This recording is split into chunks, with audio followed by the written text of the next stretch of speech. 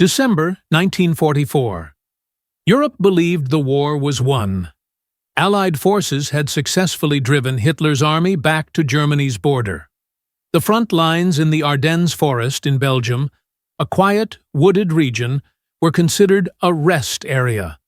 The battle-weary American 101st Airborne Division, the Screaming Eagles, were recovering near Bastogne, a critical crossroads town. No one anticipated an attack. The soldiers were focused on Christmas, but Adolf Hitler had one final, desperate, terrifying plan. A massive, last-ditch counteroffensive, codenamed Operation Watch on the Rhine. He poured his final reserves, hundreds of tanks, thousands of elite SS troops, into a surprise blitzkrieg through the dense fog and deep snow of the weakly defended Ardennes line. His objective: punch through to the coast, trap the Allied armies, and force a negotiated peace. On the night of December 16, 1944, the deceptive quiet ended. The assault struck with brutal, overwhelming force. German armor, the deadly Tigers and Panthers, rolled relentlessly through the fog and snow. Allied units were instantly overrun, destroyed, or scattered in panicked retreat. The entire American line was collapsing. This became the Battle of the Bulge, named for the massive 50-mile protrusion the German thrust carved into the Allied front. Amidst this terrifying chaos, the 101st Airborne was urgently rushed into Bastogne. Bastogne was vital. All key roads converged there, meaning whoever controlled the town controlled the entire German offensive's movement. The paratroopers arrived just moments before the Germans completely surrounded the town. The Screaming Eagles were completely encircled, lacking adequate winter gear, low on ammunition, and critically short on medical supplies. The commander of the 101st, Brigadier General Anthony McAuliffe, embodied American fighting spirit. He grasped the gravity of the situation. If Bastogne fell, Hitler's tanks would break free and sweep unimpeded toward the sea. He organized his paratroopers into a tight, fierce perimeter around the town, forcing the powerful German columns to fragment and attack small, determined pockets of American resistance. The fighting was savage. The weather was their most persistent enemy. A thick, crippling blizzard shrouded the region. The snow made movement agonizing and, crucially, kept Allied air support grounded. The Germans knew they had to breach Bastogne before the skies cleared. Day after day, German armor pounded the perimeter, backed by incessant artillery fire. American paratroopers, shivering in icy, shallow foxholes, held their line. Every soldier understood the stakes. Failure meant utter annihilation, not merely retreat. The situation grew desperate. The wounded lay untreated. Ammunition dwindled to a few precious rounds per man.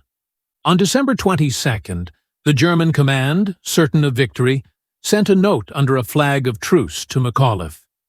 It demanded the immediate surrender of the beleaguered city to save the lives of the trapped American troops. McAuliffe read the German demand. His staff huddled, debating the suitable diplomatic reply. The air in the headquarters was suffocating with tension. Finally, McAuliffe, utterly exasperated by the German arrogance, grabbed a piece of paper and scribbled a response. He handed it to the German envoys. That reply was a single, defiant word that resonated through the frozen forest and echoed into history. This one word, a perfect blend of disrespect, contempt, and unwavering resolve, shocked the trapped Americans and lifted their spirits. It sent an unmistakable signal. Their general would not surrender, and neither should they. The Germans were enraged. They barely understood the American slang, but instantly recognized the contempt. The siege immediately intensified. The paratroopers clung to their positions, hour by agonizing hour. They were utterly exhausted, freezing, and running on sheer willpower. Many fought with mere blankets wrapped around their feet, lacking proper winter boots. Then, on Christmas Eve, the greatest gift arrived. The weather suddenly broke.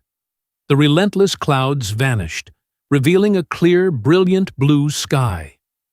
This was the exact moment the U.S. Army Air Forces had been waiting for. Hundreds of transport planes roared over the town, dropping desperately needed supplies, medical kits, ammunition, food, and, most importantly, warm clothing. The skies were now clear for Allied fighter bombers, which instantly commenced their deadly work, tearing into the stalled German armored columns encircling Bastogne. The German offensive, initially halted by the incredible courage of the 101st Airborne, was now utterly destroyed by superior American air power. The siege was finally broken shortly after Christmas by General George S. Patton's tanks, which had driven non-stop through the snow to relieve Bastogne. When Patton's lead tank rolled into the town, the paratroopers cheered, but their relief was quiet, profound, and etched with fatigue. They had held the most vital defensive line in the war. The Battle of the Bulge became the costliest battle in U.S. Army history, but the German force destroyed there was their last viable option for victory. The heroic stand at Bastogne, built on freezing grit, unwavering teamwork, and the singular defiance of a one-word answer, became the ultimate symbol of American willpower. Proof that when faced with impossible odds, true heroes don't retreat. They simply say,